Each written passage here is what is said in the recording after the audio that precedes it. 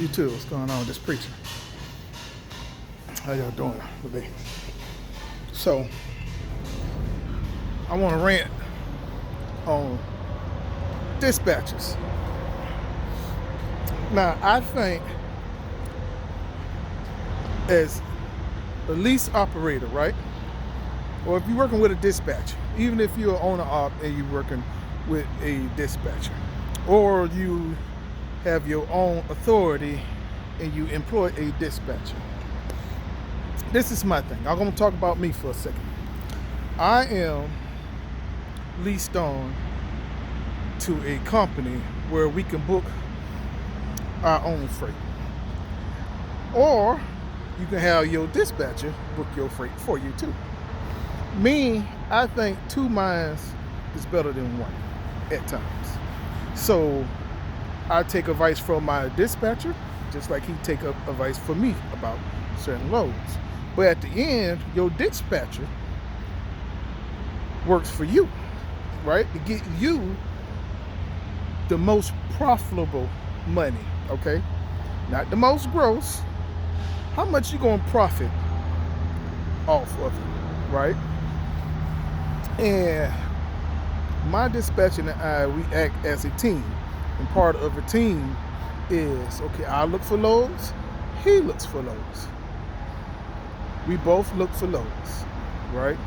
Okay, if I find a better load and I think it's pretty good, I say, hey, I found this load, book me this load, he booked me that load, no problem. If I find a load and it's kind of questionable, right? I say, hey, I found this load, check this load out for me, go over some more of the details, talk with the broker.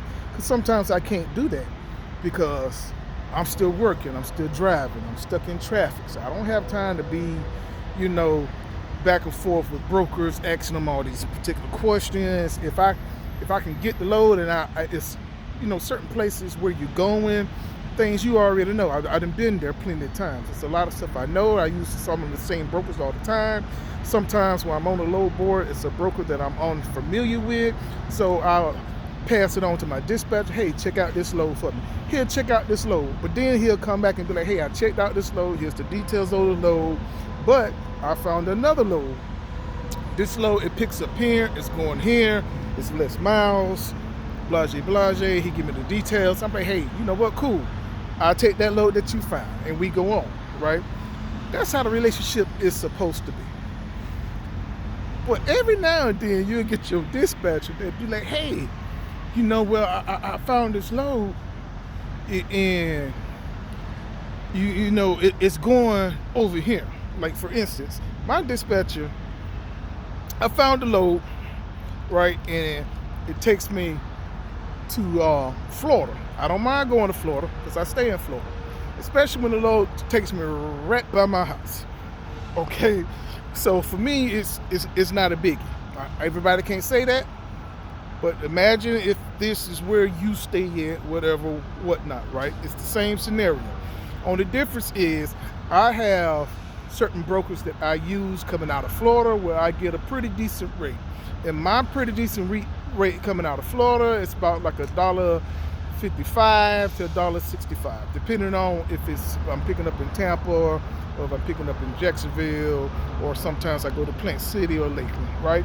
But it's around there, between $1.55 and $1.65. And that's pretty good coming out of Florida, right? So I don't worry about that and things like that. So I have my Tinker endorsement, and I have a load that I do in Tampa, which is a drive-in load, but you need your Tinker endorsements for it. So anyway, the load paid pretty good, right? It's a load that was going down to Miami. It passed right by my house. Right by my house, right? You can't go past my house without, go to Miami without going past my house. I found a load, it's paying $3,800, right? It's 1,300 miles, paying $3,800. Like I say, I stay in Florida. You get good rates going into Florida, but you don't get so much good rates coming out. But I get a somewhat of a decent rate coming out of Florida. It's somewhat decent because it delivers the next day and it brings me to a market where I'm back to over $2 a mile on my loads. So I could take a $1.55 load that delivers the next morning at 8 o'clock in the morning, where I can get up out of Georgia, South Carolina, sometimes it's North Carolina. That can pay me over $2 a mile because it delivers the next day. It's not a problem, right? So I don't worry about that. I don't worry about my first load of the week not being that profitable, as long as it paid me a decent rate that I need.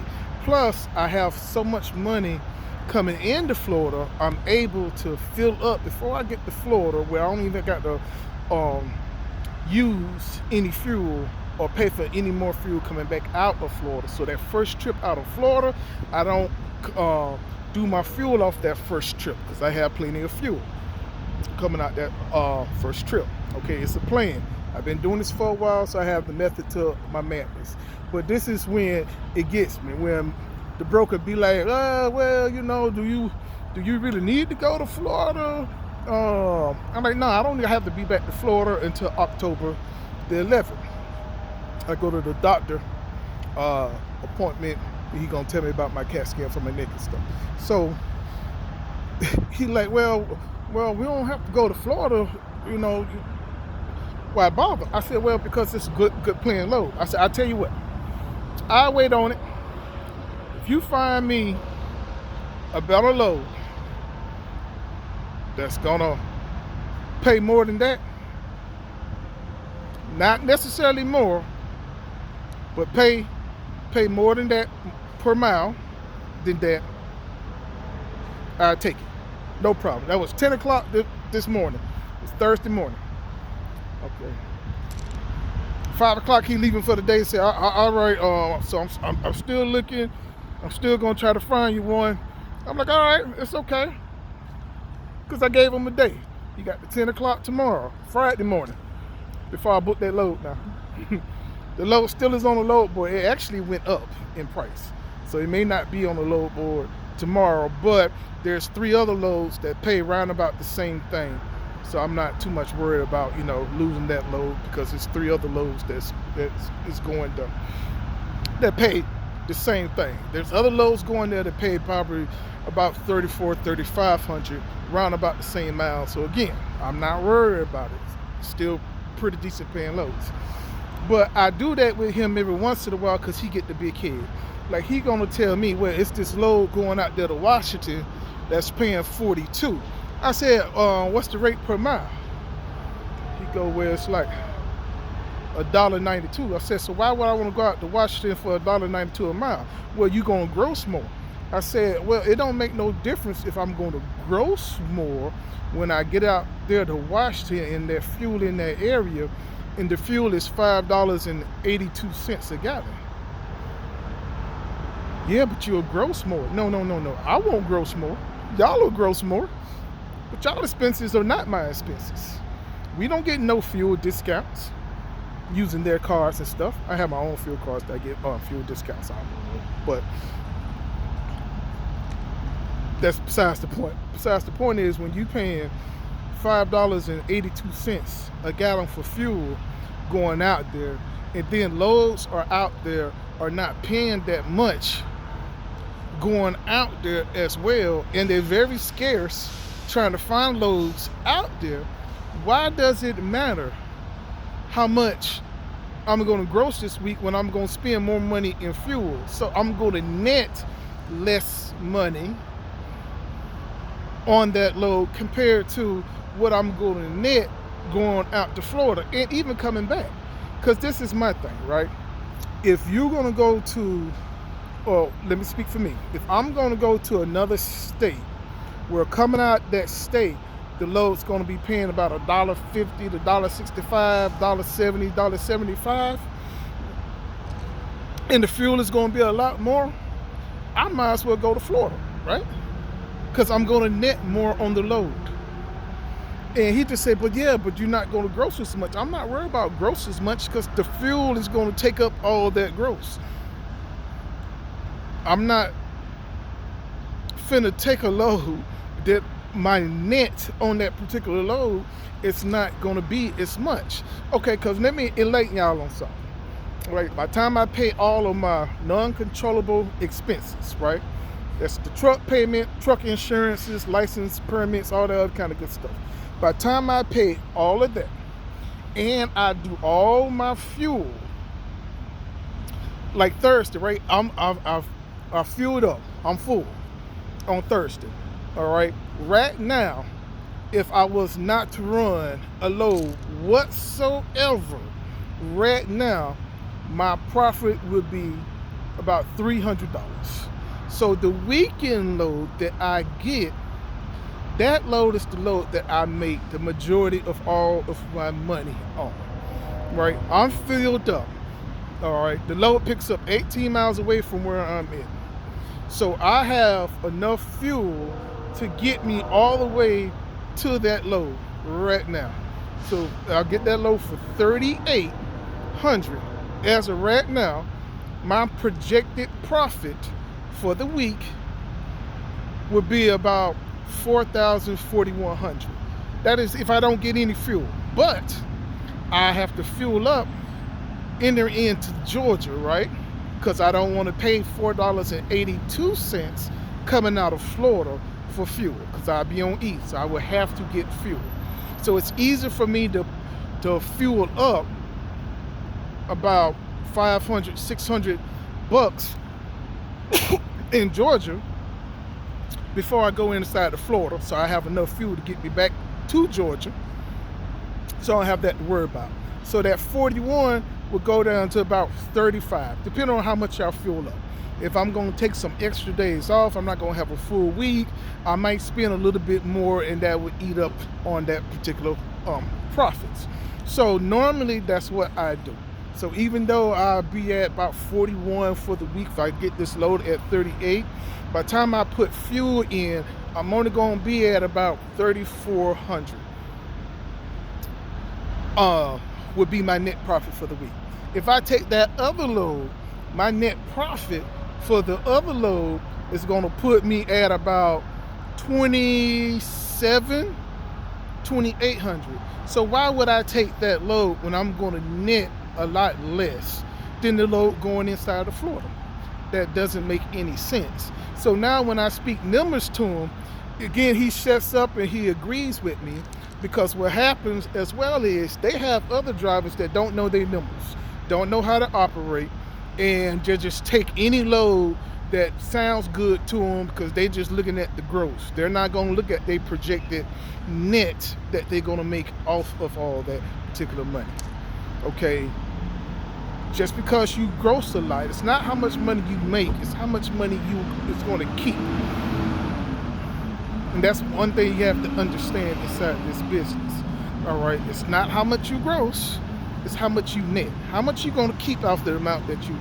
If you always running in a high fuel cost area where you paying $4.80 something to like $5.20, you going all your money's getting ate up in fuel, right? I fueled up in Texas for $3.98. Okay, I fueled up again in Missouri for $4.04. And then I just fueled up before I got over here to Indiana, because over here in Indiana is $4.60. I fueled for $4.18 before I got over here. So I'm full and I'm ready to go. So I run in states where fuel is really, really, really low and the rates is decent. All my loads are not paying that kind of money, okay?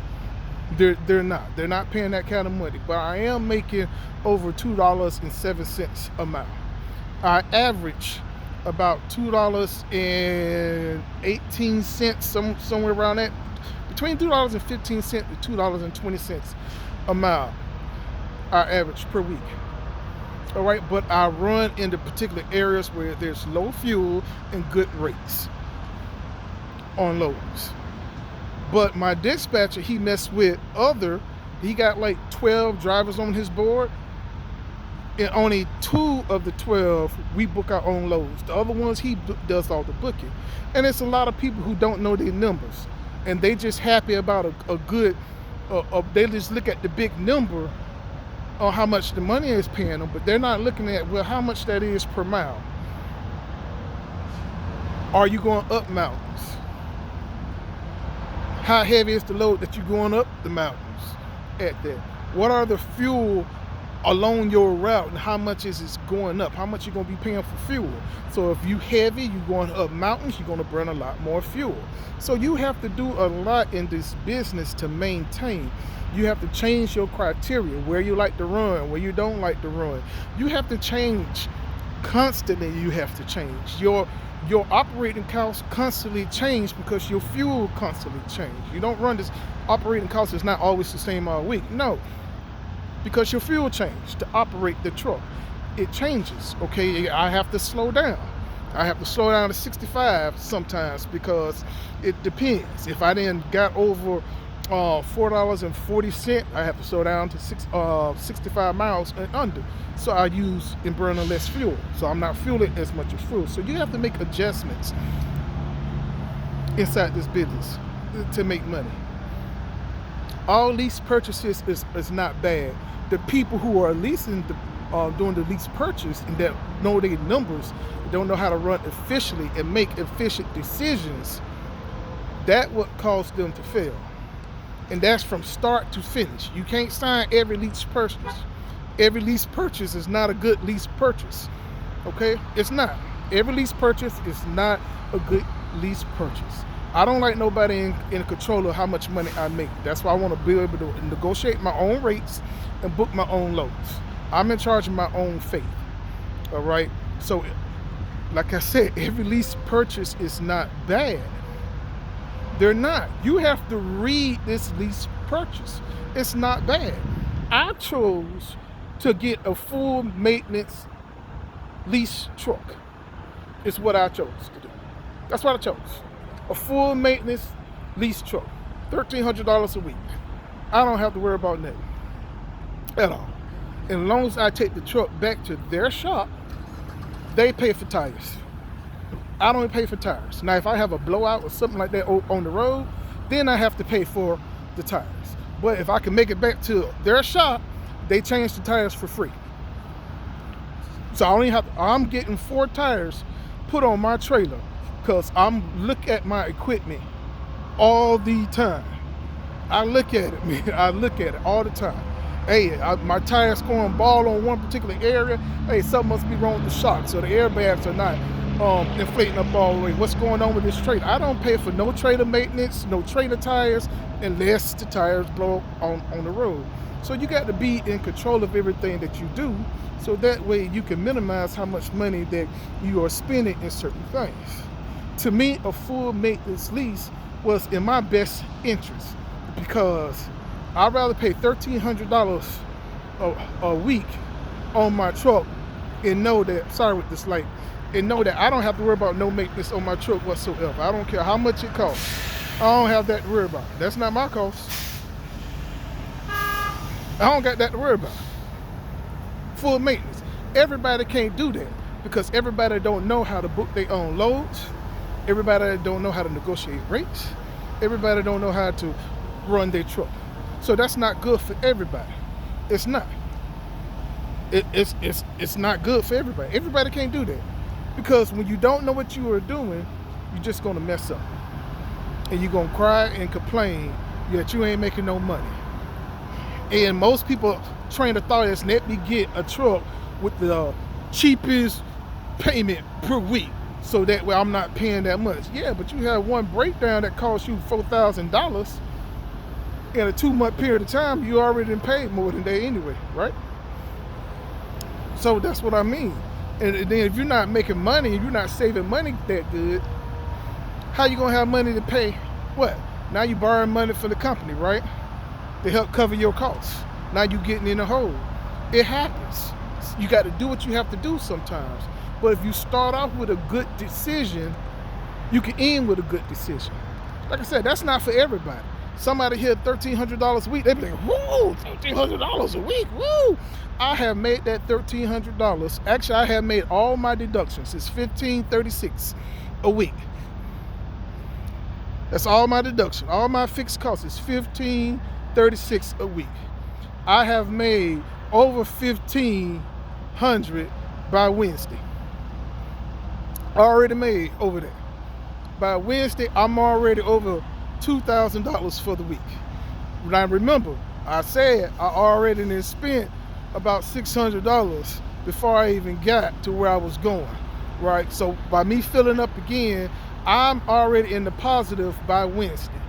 Now I just have to manage my fuel from Wednesday, when I get that load on Wednesday, through the end of the week when I get paid again. I just got to manage my fuel because all my deductions and my payment is already fixed.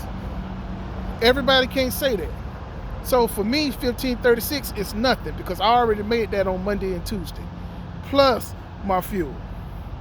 So on Wednesday, I'm starting off on a positive. Now every amount of money that I make after that is going inside my pocket because I already made my truck payment and everything for the week. Everybody can't do that. Everybody can't do it consistently. I do it consistently. I built relationships with these brokers. Okay? I built the relationship with the brokers. I can do that. I can do that. That's not good for everybody. I wouldn't recommend everybody doing that, especially when you don't know what you're doing. People think they know what they're doing. All these people, oh, I know how to book freight. I know how to do this. Where are they at on YouTube? How many jobs has they didn't switch since they didn't make those statements? How many? I have ran business. I have done budgets all my life. Over 19 years doing budgets, budgeting money, doing different performance, doing declining budgets, looking ahead, controlling my costs inside my business. I have over 19 years of experience doing all that. That's not everybody, okay? So that's not going to work for everybody. Everybody can't do it, but it works for me. You got to find out what works for you. Don't do what everybody else is doing. What works for you. Other people going out there getting lease purchases, it may work for them. It may not work for you. Folks has had successful lease purchases before. Plenty of folks have. Plenty of folks didn't have. They're not all on YouTube, so y'all don't know nothing about. And a lot of truckers, we don't get along with other truckers, so you're not talking to other truckers.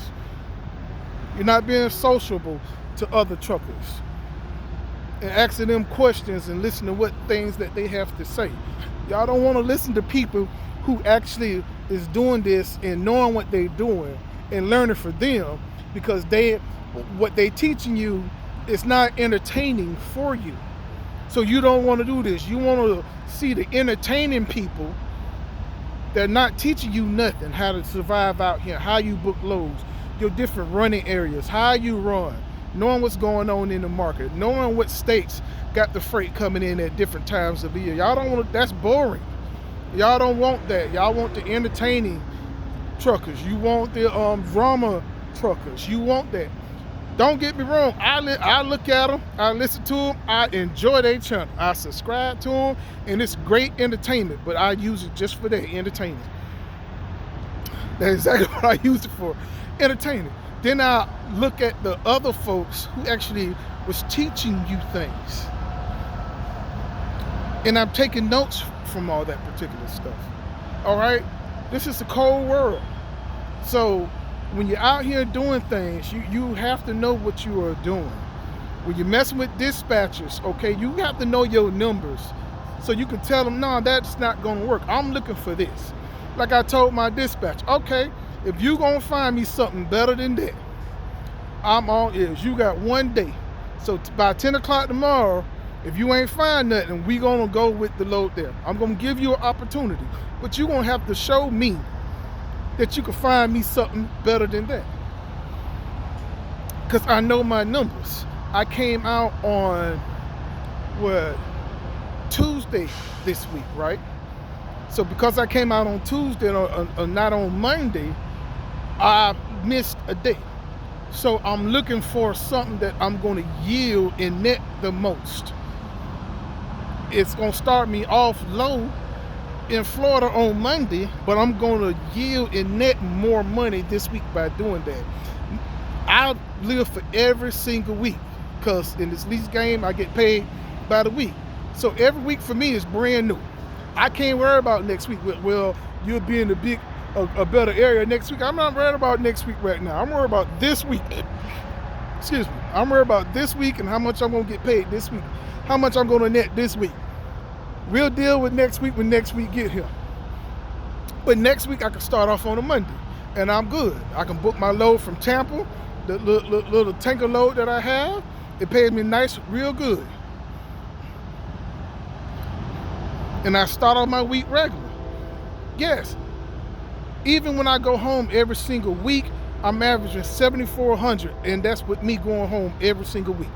I don't like to do that because there are some weeks where I need to make a little bit more money. But that's what I average. Going home, I'm averaging 7,400, 75, 72, 73, 71, 74. And going home every single week to do that. What helps me with that is getting the loads going to Florida that's paying $3,600. So when it's already paying 36, 37, guess what? I'm halfway there already. So that means just Monday through Thursday, I just need to make another 35 to 3,600, 3,800. But like I said, I'm already there. By Wednesday, I'm already over 2. So now I got Wednesday and Thursday. So if I'm getting another day load where I'm going to get 1,100 here, 1,200 here, I'm already there. That's how I do it. Y'all want to know my secret? I just told y'all my secret, how I do it. Anyway, this already been long enough, man. But watch these dispatchers, man. Learn y'all numbers so you know how to make a better decision on the loads that they are giving you to choose from. All right, talk to y'all later.